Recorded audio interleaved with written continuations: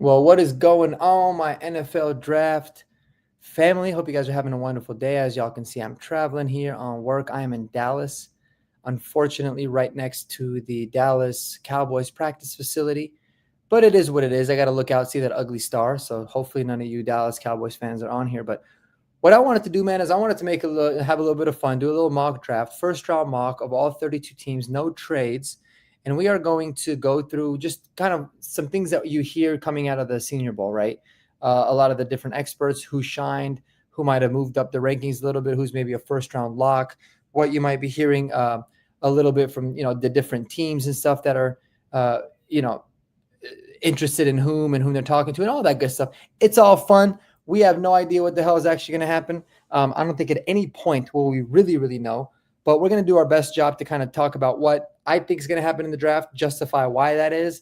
And I'm curious to know, you guys' thoughts on all that good stuff. So let's go ahead and, without further ado, we'll go ahead and start the share screen on the PFF mock draft simulator. Guys, if you love the draft, if you love Broncos, Denver sports, but you love all draft content, I got a bunch of crazy, awesome stuff coming out from film reviews that I already have. A lot more film reviews coming. We're going to break down some different trade rumors with the Broncos, all that good stuff. So make sure to subscribe to the channel, like the video for sure, no doubt about that, and we'll get this up and cooking. So let's go ahead and start this draft. All right, so Tennessee Titans. This is kind of, there's a lot of people talking about whether they go quarterback, whether they not. Are they going to go with Abdul Carter? Are they going to go with Travis Hunter? A lot of people got him going Abdul Carter. I just have a tough time with this because I think to myself, okay, they got Mike Vrabel. Mike Vrabel is somebody that's always built his teams to be, very solid defensive teams. They like to run the ball. That he really builds the team in and out from the line of scrimmage. So as much as we want to go down the rabbit hole, it makes sense to have a true quarterback, because quarterbacks seem to always be taking over the draft. I don't know if it necessarily makes sense for this particular team. I ultimately do believe this number one pick gets traded, probably gets traded to the Giants, or it might get traded to the Raiders. Time will tell. But if all things are considered, I think that they're just going to say, let's build out a really strong defense. Maybe we can get ourselves a bridge quarterback, regardless of who that might be. So Abdul Carter's got to be the choice here. He's the best defensive player in the draft, no doubt about it. Pick number 2 with the Browns. The Browns are in a very interesting position in many different ways because the Cleveland Browns, obviously Myles Garrett, he's requested a trade recently. They're a mess. Overall, they're just a mess. I think trading Myles Garrett is ultimately going to prove to be an extremely smart move, even if they didn't want to do it. That's what they needed. They needed to get as much assets as they could to be able to build out this team for the future. They are in cap hell. They have a terrible contract with Deshaun Watson. Y'all already know it's terrible. So it would be ideal for them to get somebody like Abdul Carter to be able to, offset the loss of Myles Garrett, which they're ultimately going to lose. They're a prime candidate to trade out of this pick too. Let's say they end up trading Myles Garrett. They should get a first round pick from a team, but they could trade back maybe a couple spots and get even more picks. But for the sake of everything, it's tough because, there's with Abdul Carter off the board, what are they really going to do? And I think you can never go wrong with getting somebody like a Travis Hunter, because Travis Hunter can help you in an array of different ways. He can help you in corner. He can help you, your quarterback, offensively. He's elite in both. He's an unbelievable athlete. He's going to crush the combine. So you kind of have to go that route. But I think in an ideal world, they'd probably like to trade out of that and just acquire more picks and try to build it out. This next pick is going to be fairly easy for me. I think the Giants understand they need a quarterback. Brian Daboll's shown that he can work really well with quarterbacks. Joe Sheen, those guys they're both on the hot seat. They need to make a splash move. Getting a quarterback, at least I think they believe could even buy them another couple years too, because you got to see how it is that it works. It's always back between Cam Ward and Shador. And if they're both available at this particular spot, which they probably won't be, I would personally take Shador Sanders. I think he's a much better quarterback than Cam Ward. Cam Ward is extremely raw. He doesn't see the field nearly as well. He doesn't get the ball out of his hands quickly like you see. Shador Sanders, to his credit, yes, he took a lot of sacks, but there's a lot of times where he's getting the ball out of his hands quickly, or he's taking shots, and he's extremely accurate. He's tough as nails. He's very, very smart. he didn't really have that much to work with. I mean, I get it. He had Travis Hunter at times playing, but he really didn't have the craziest weapons around him. His offensive line was terrible. They had no semblance of a run game. And he had Pat Shurmur as his offensive coordinator in Colorado. And yet he still played very, very well. He's that new school quarterback. He's that new school, old school quarterback. Whereas he's new school, he's got the swag, he's got the fun factor to him, but he's old school in the sense of he is a pocket passer. He is somebody that is going to stand in the pocket, deliver an accurate ball. He's very smart. He's going to win. So I don't think that there's really a debate. I don't understand the whole Cam Ward, Shedeur Sanders thing, and it maybe is my Colorado bias, but really I just believe it. I don't think Cam Ward is that special, especially after doing a lot of Elijah Arroyo film breakdowns. Watching Damian Martinez, even though I watched a lot of the plays, Cam Ward is not all that special to me. I don't know. I see the tools, but Shedeur is better in my opinion. So I'm going with Shedeur Sanders there. Now, the Patriots they have a luxury. The Patriots have a big luxury because they have a lot of cap space and they've got their quarterback. So they could look at a couple different things. They can say, hey, we want to protect our offensive line, which I think is very smart to be able to do there. And another thing is that they are going to be somebody that wants to build out the team from the trenches.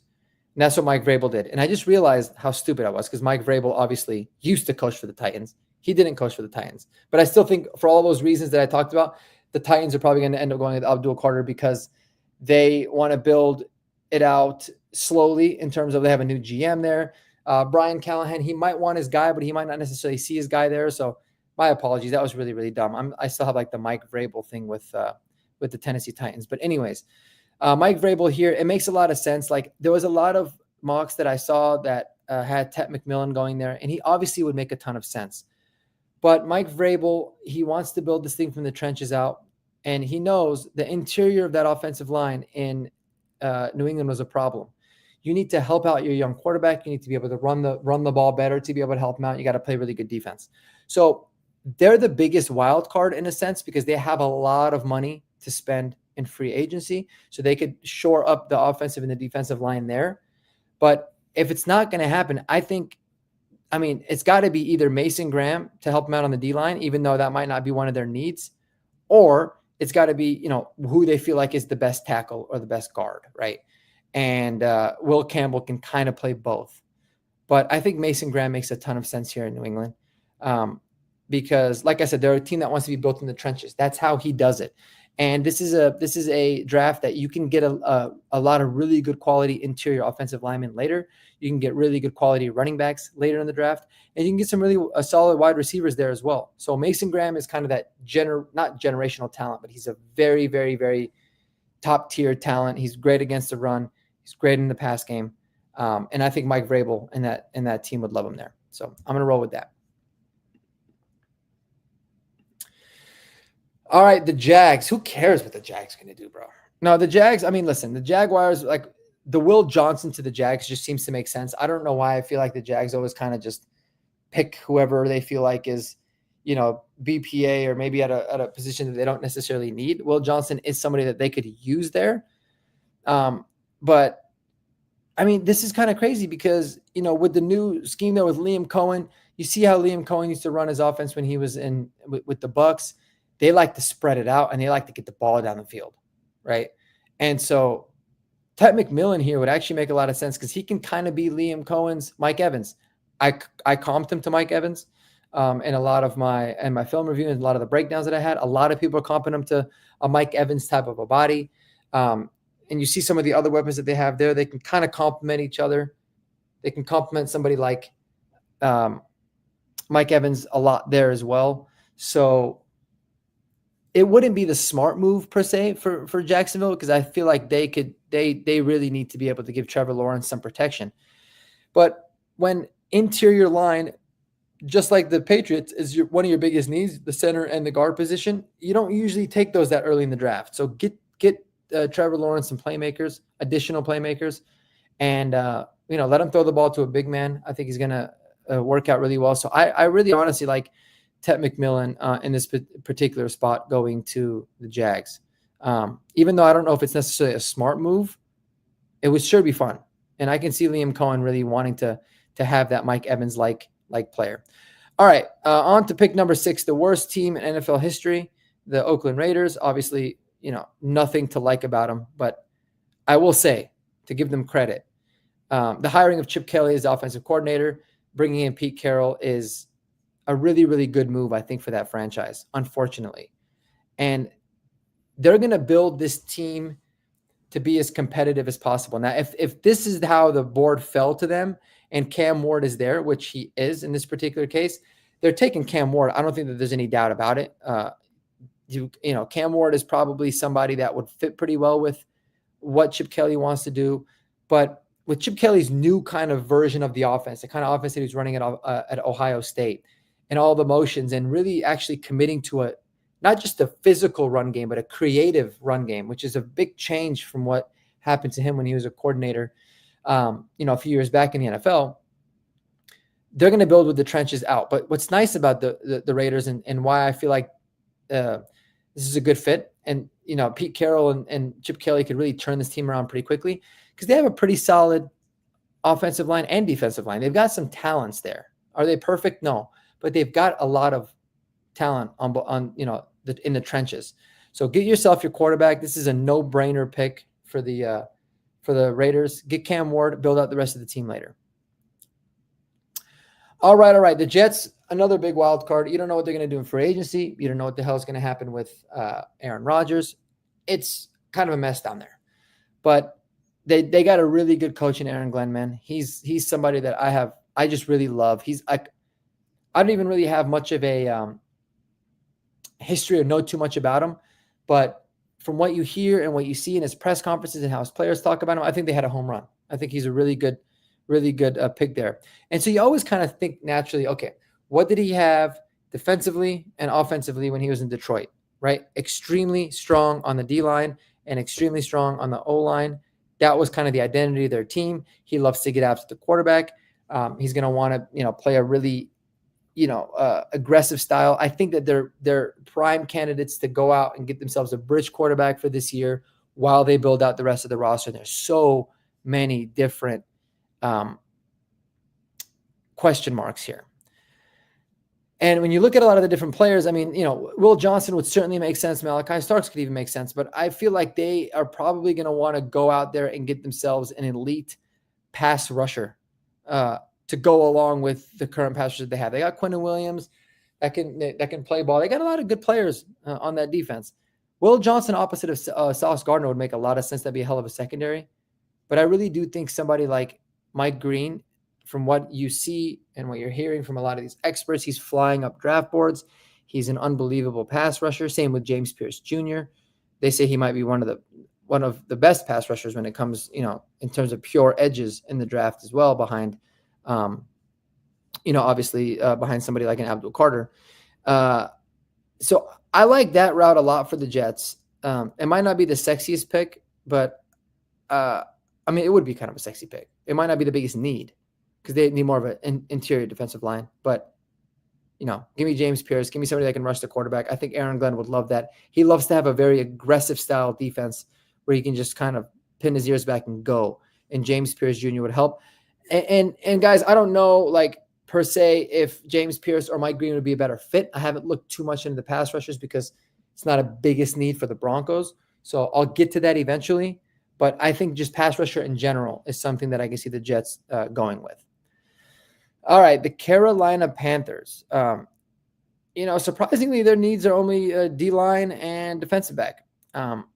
They certainly need as much D-line help as they can get. This team, the first 2 months of the season, looked like they were destined to be terrible for the next 5 years. And then something flipped. Then they started showing a lot of potential, right? Bryce Young started looking good. The O-line was actually very solid, surprisingly solid all year. One of the better, kind of more quiet offensive lines in the NFL. But it was their defense that was killing them. And they need all the help that they can get. They're a team that I feel like could also sneakily move up, maybe to pick number 4 or 5 if somebody like Mason Graham falls, or, Travis Hunter might fall a little bit. You don't know. But they have the luxury right now of saying, we're going to go out there and get the best possible defensive player.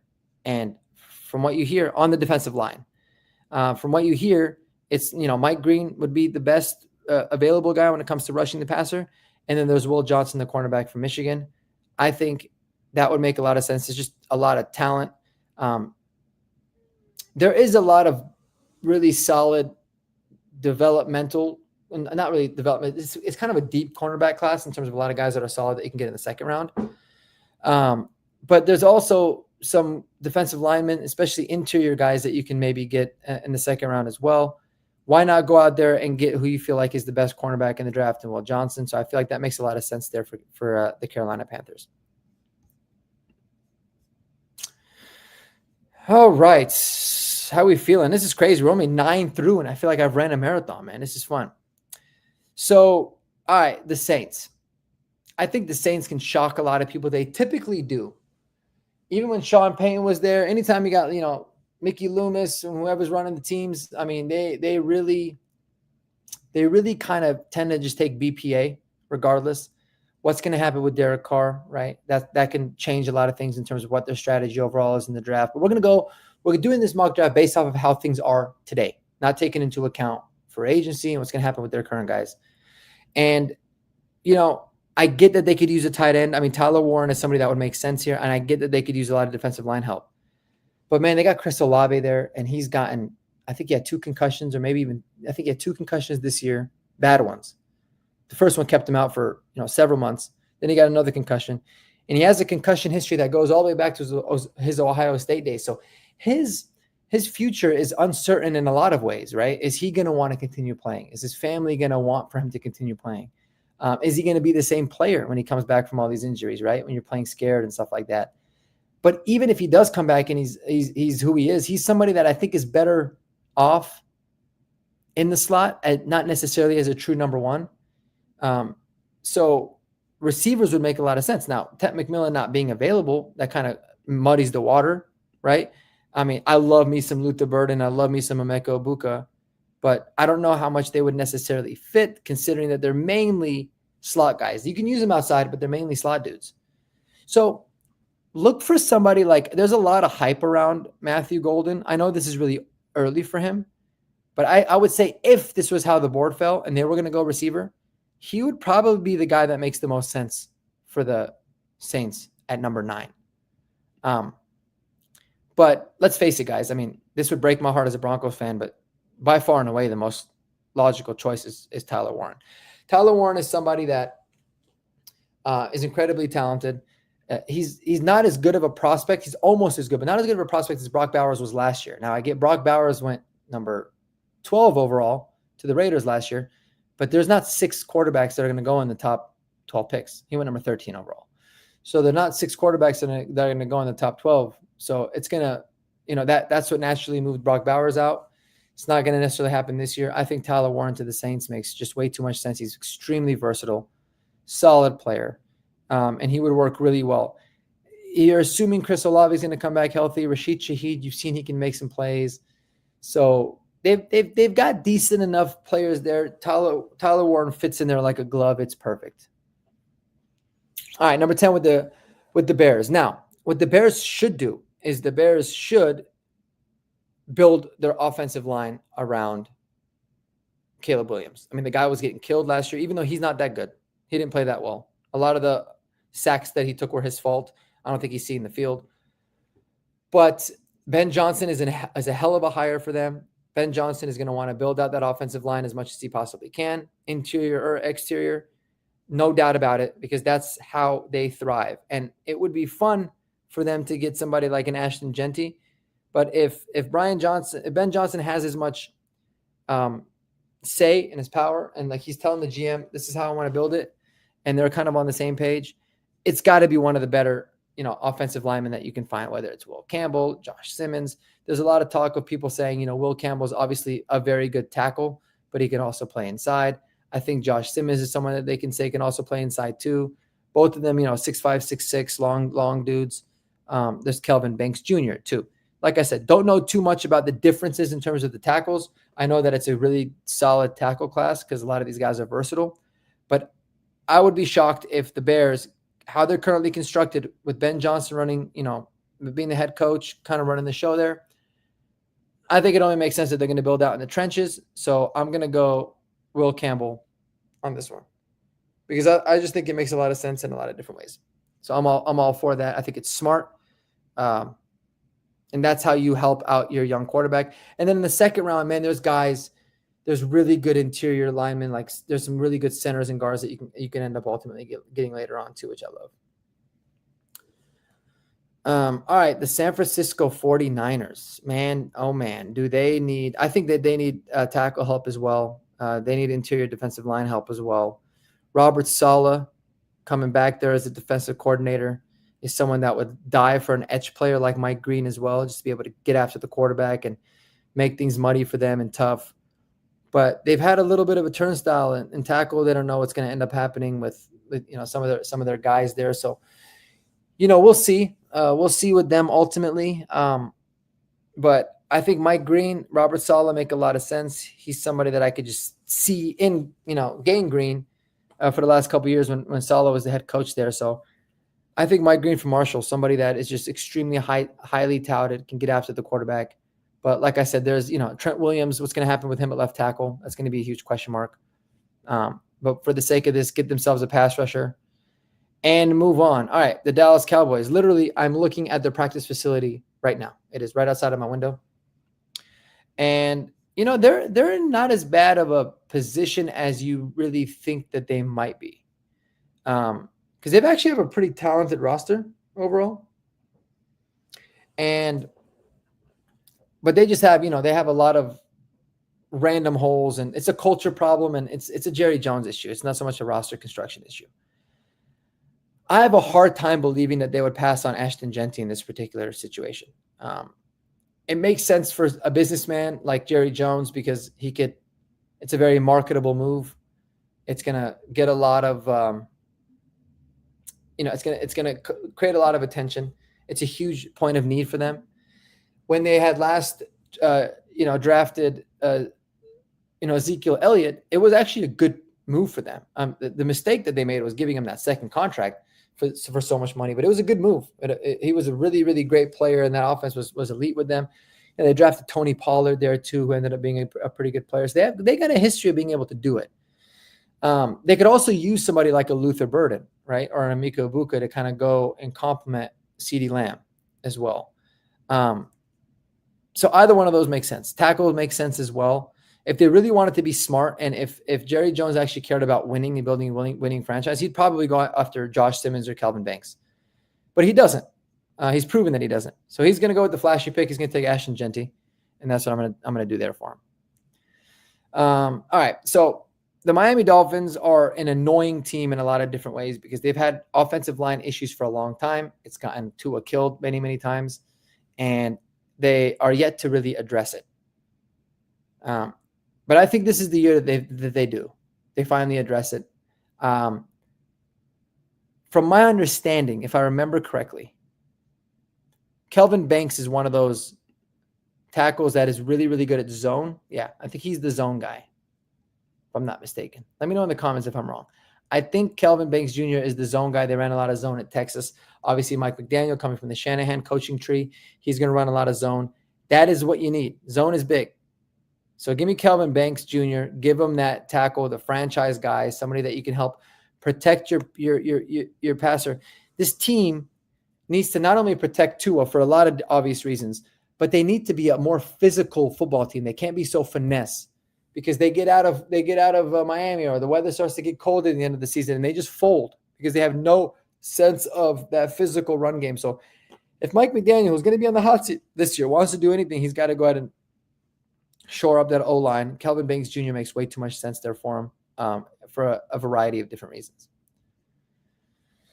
All right, guys, this one I think is a little bit of a home run, right? I mean, there's a lot of people that have Tyler Warren going here. I had Tyler Warren going 9 to the Saints because I just think it makes a lot more sense. They're going to probably go BPA. I think the Colts are going to be one of those teams that's favored to go after a pass rusher, the next best guy. Michael Williams from Georgia makes a ton of sense. Shamar Stewart makes a ton of sense as well. But they need to get themselves an edge. They need to be able to get after the quarterback a little bit better. They can address tight end later. It's a deep draft. And even though Malachi Starks would probably make them think about it, I think it's a little bit too early for a safety. It might not be overly desperate there. So, help them shore up their pass rush game. Give me Michael Williams there. And, am I missing something? I mean, why do I keep seeing the Falcons, one of their biggest need is showing as a wide receiver? They got Darnell Mooney. I don't think he's a free agent. And then they got Drake London, who's a stud. So I don't know. Maybe I'm missing something. But, their problem last year was not necessarily offense. Even with Kirk Cousins struggling, their problem was a lot of the times because they didn't really have a very consistent defense. They didn't have a good pass rush. I think at one point when we had played them, and that was like in week 8 or something like that, they had like 5 sacks the whole year or something crazy. It got a little bit better for them later, but they really struggled getting after the quarterback, man. They really, really struggled. So whoever they feel like is the best next pass rusher, the next best edge guy, if in this case is going to be Shamar Stewart, according to PFF, we're going to go with that. But get him an edge. Get him somebody that can genuinely rush the passer and get those numbers up, because that was really bad.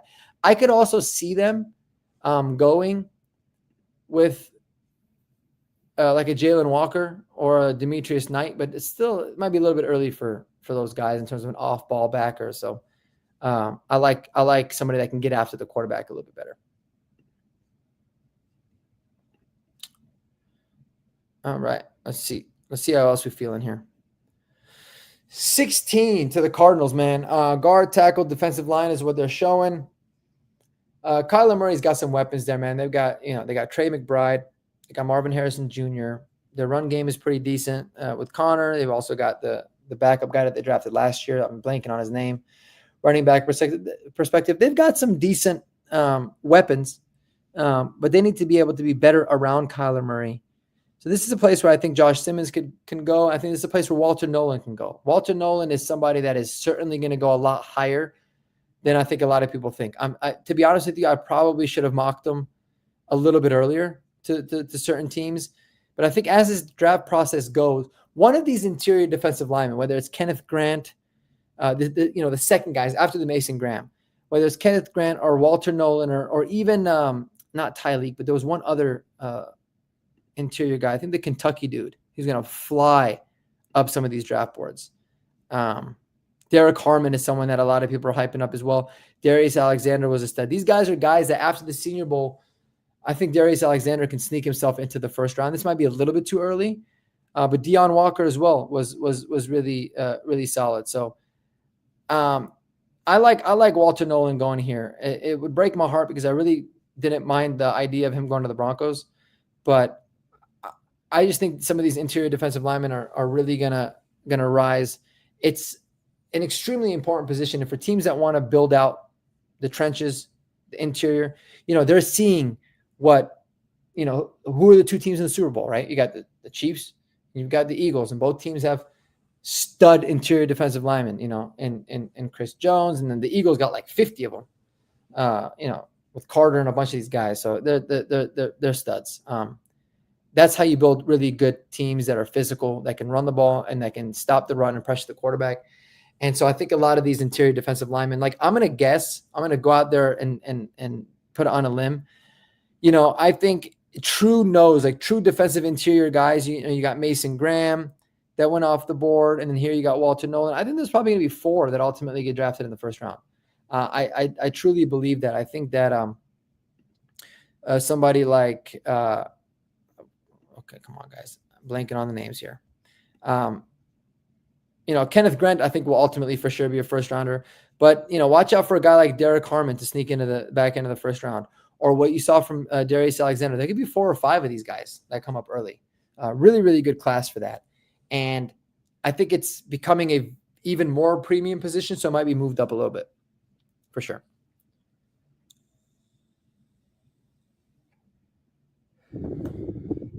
All right, I keep making the same pick to the Bengals here.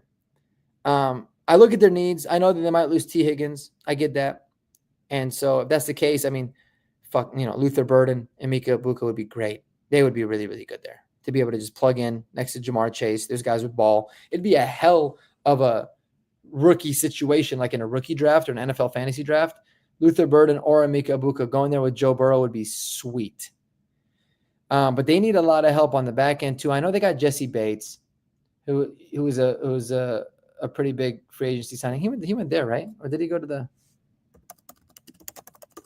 So again, I might be a little old school here. No, they lost Jesse Bates.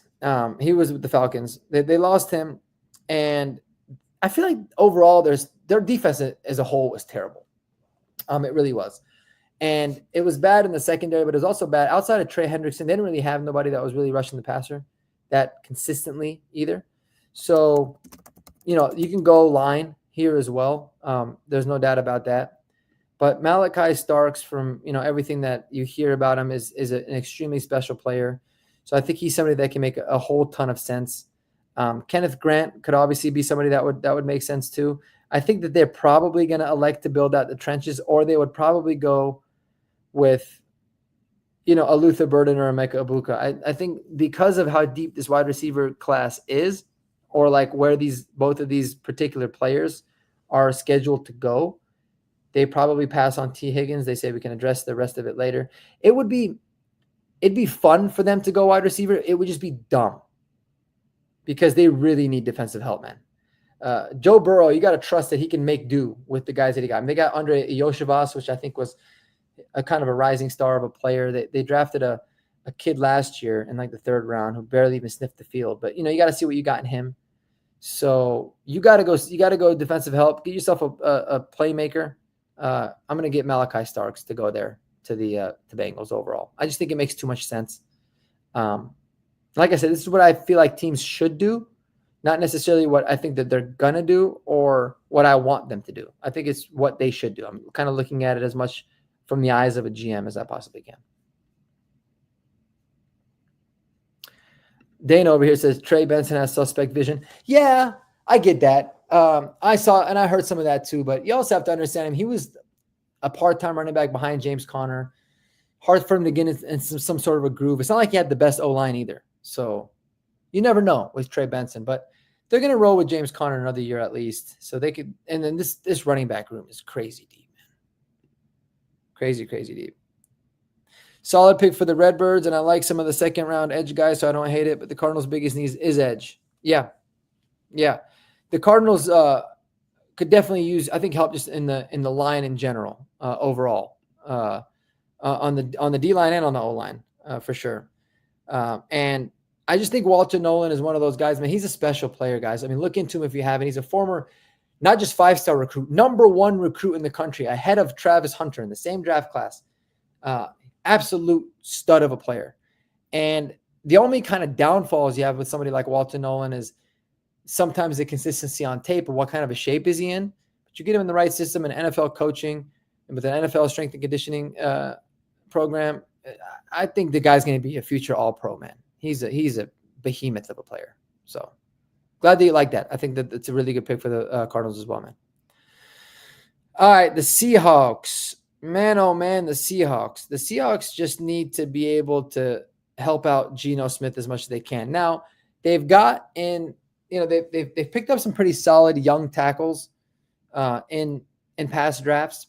So the interior of the line is like it's saying is an area that is really lacking.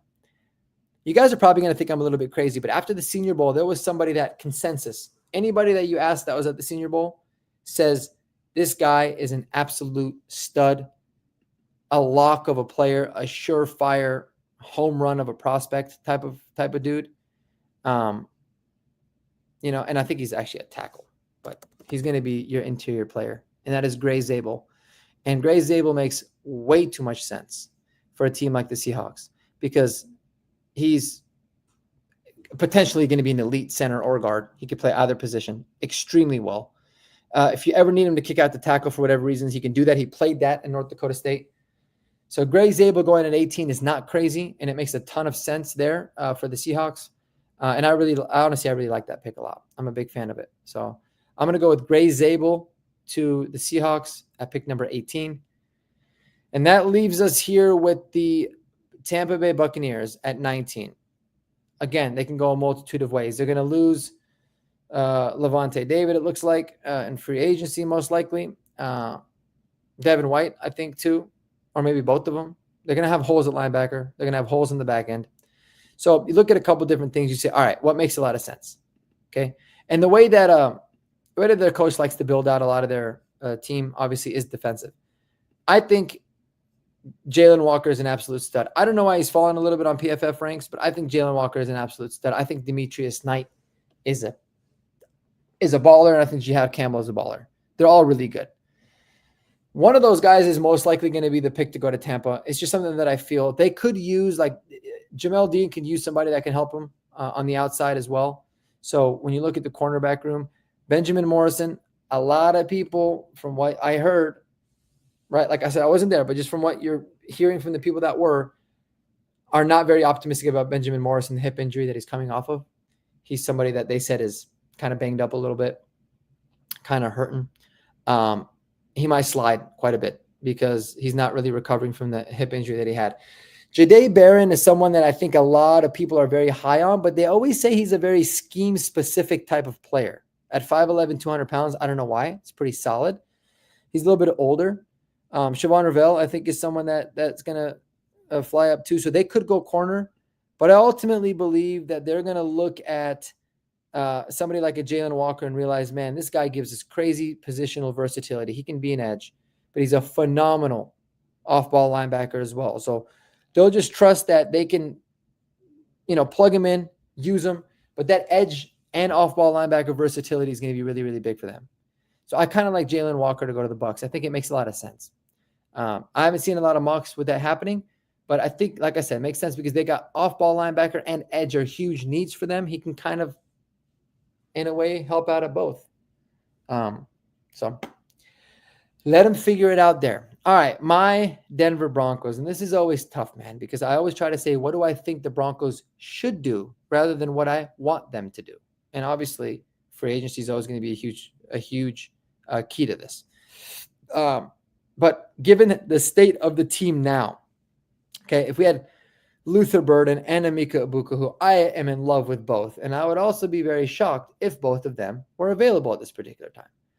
But I love both of them. But I'm going to take my time here, and I'm going to look at all the different options that we got, at all of them, okay? So here's kind of my mindset.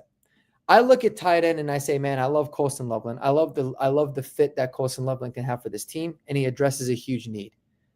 But I also am very intrigued that I can get Gunnar Helm or Elijah Arroyo or Mason Taylor. By the way, Elijah Arroyo and Mason Taylor and Harold Fannin are guys that I love. The more I watch Elijah Arroyo, the more I like him. The more I watch Mason Taylor, the more I like him. So you could probably address those in the second round. And that's the thing. A lot of these tight ends are really good, but they're going to be pushed down because there's quite a bit of them. Luther Burden and Emeka Egbuka I like a lot.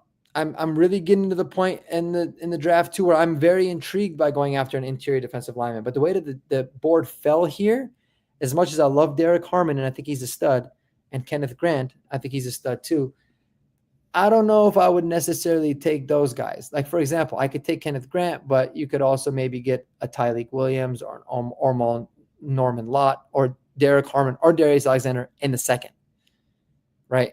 And those guys, I think they project and they fit a little bit better.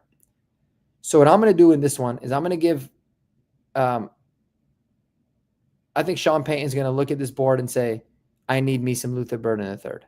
You talk about the premier Joker role. This guy is a yak monster. You get the ball in his hands, he's an absolute stud of a player. He can play outside, but he's going to thrive in the slot, which is exactly what the Broncos need. Amazing safety blanket for someone like Bo Nix. Very polished route runner. You get him the ball in his hands, good things are going to happen. He's going to be a great compliment to Cortland Sutton. Luther Burden, the third to the Broncos, sign me up all day. I'm fine with Emeka Egbuka too. They're very similar players in ways, and they're different in other ways too. But I like the versatility and the speed and the explosiveness that Luther Burden gives, which I think slides in. You have a little bit of a wide receiver run right now because I think Emeka Egbuka to the Steelers makes way too much sense. Just great compliment to George Pickens. Helpful to be able to help whatever quarterback's coming in. Pickens and Egbuka and Freiermuth, it's a pretty solid overall tandem, for them. So They could go DB for sure, but I like Emeka Buka going there. And that brings me to the Chargers, the second worst team, or actually third worst team in the NFL. Because who likes the Chargers? But they're gonna have the pick of the litter of a lot of really good players. And this is gonna be such like a cliche type of a pick because of the Michigan connection. But I'm telling you guys, if Colson Loveland is available here for someone like Jim Harbaugh, he's going to jump all over it. He's familiar with the guy. He knows how good he is, how explosive he is. They desperately need a tight end. He would be an amazing help for Justin Herbert. It'd be an amazing compliment to what Ladd McConkey can do. Now all they got to really do is focus on getting themselves an outside receiver. They can address that later on potentially. But yeah, Colson Loveland to the Chargers. I mean, who's not going to sign up for that, right? That seems to make a whole bunch of sense. So I dig that. The Packers, they're definitely going to need corner. Corner's probably going to be their biggest with Jair Alexander most likely going. Yes, wide receivers in need. They've got a whole bunch of wide receiver twos, but there's not really a wide receiver that's going to come in and be better than a lot of the guys that they have. I mean, Matthew Golden, sure, there's a lot of buzz that they like the Jalen Royals guy from what's it called? Utah State. There's a lot of really good players here, man. And this is where, if they're actually looking for a true wide receiver one, a big physical outside guy, a lot of people are going to say Matthew Golden. Alec Ayomanor is a better player overall. He toasted Travis Hunter when they played each other. He's a problem child, dude. Look at this kid. He's a really, really good player. So I can see that happening. But when the hell do the Packers ever take a wide receiver number one? So I just don't think it's going to happen. I don't. And so, you start to look at a couple of different options, right? You're going to look and say, okay, who are the cornerbacks that are available? A lot of people saying Jahdae Barron is someone that fits. I'm going to assume Benjamin Morrison is someone that's going to slide quite a bit, maybe out of the first round because of the hip injury. So it's either Siobhan Revell or Jahdae Barron. A lot of people have Barron because they say he's a good fit. Seems like he's a really good player. Either choose your pick of the litter. Any of those corners you like the most, go ahead and take them. It's all you guys. All right, the Vikings. Oh, man, the Vikings I feel like could really shock a lot of people. I really do. I feel like they could probably go Omarion Hampton and they would fall in love with somebody like that because he's a really good player. Trevion Henderson is someone that they could potentially take in the first round. I know that sounds crazy, but Trevion Henderson, man, he can do everything that they asked Aaron Jones to do last year, and he can do it, probably just as well. So, there'd be a lot of really, really good fits there too. But I think, they're going to look at, maybe looking at building out the D-line. A good defense is going to be able to help their young quarterback out a lot. Same with a good run game. We'll see, they could, like I said, they can address running back later. Let's see who some of the defensive interior guys are. Kenneth Grant's fallen this far. Tyleik Williams. Yeah, you got to go with someone like a Kenneth Grant. I think at this point it's just too good a value. This guy is a borderline elite when it comes to his run defense. You can see the grade reflects that. A little bit more, they say kind of raw of a prospect still, but at 6'3", 339, he's a behemoth. And he would be a really good addition to the interior of that line. Brian Flores does a really good job with that defense, kind of disguising some stuff, but they need to be consistent stopping it. So Kenneth Grant's going to make a lot of sense. He'll help him out a lot there. All right, and then now we got the Texans, right? The Texans can go a multitude of ways as well. They would have loved to probably have somebody like a Gray Zabel to be able to help out with the interior of the line. That would have been a really ideal fit for them. The Tank Dell injury is massive.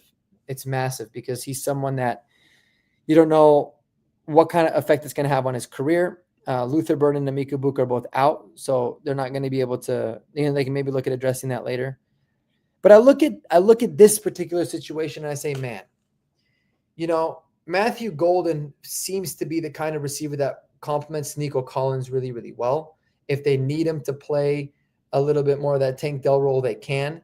But they also got Alec Ayomanor, which I think is someone that is just really good too, in terms of as another big body receiver all the way out on the opposite end. So you can kind of make the argument, I think, with both of them. Matthew Golden played, like I said, a majority of his snaps out wide, probably about 30% in the slot and 70% out wide. Alec Umanor he's just an outside dude. He doesn't really play in the slot. I'm just telling you, keep an eye out on Alec Eomanor and Josh Betch, both of these guys, to be able to maybe, fly up and make it in this particular range. This is kind of where you'd start talking about a lot of these guys. And I think that there's going to be a wide receiver run with these next 2, maybe even 3 teams coming. And so there's a lot of options. There's a lot of really good options. There's a lot of good tackles and stuff left. Jack Sawyer, someone that can make sense. I think ultimately Matthew Golden is going to go over to the Texans. I think he's somebody that just makes a lot of sense. And guys, I love everything about this pick. People are going to say it's early. It's not. Jack Betch is so good. And he is like exactly what Sean McVay wants from his receiver. And it's not because he's a white receiver, right? He's just a good-ass football player. He would be a great compliment to Puka Nacua. He could play a little bit more in the slot if you wanted him to. He could play outside. But Josh Betch and his versatility and his physicality, along with Puka Nacua and his versatility and his physicality, man, that's a hell of a tandem. They probably would fall in love with that. They don't even necessarily need wide receivers, but I love that fit. I'll tell you that. I really, really, really like it. But they look at the tackles. They see the tackles are a big need. And there's some good ones, man. Armand Membu, I like him. I like him a little bit more than Josh Simmons, I think, from what I've heard. But I'm going to go with Josh Simmons there for the LA Rams. One of the tackles, I think they fortified the offensive line. Just build out the trenches a little bit because they could use some depth there. Go out there and get the rest of the weapons later on.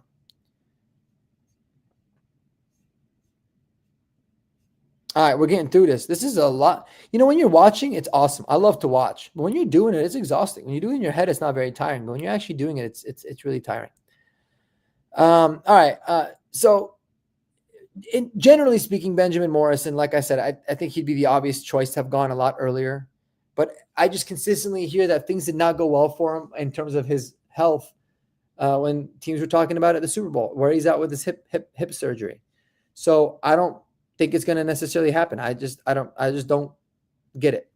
That vibe. This is where Jack Betch or Alec Eomanor would make a ton of sense. They're both big receivers, very physical, true outside guys.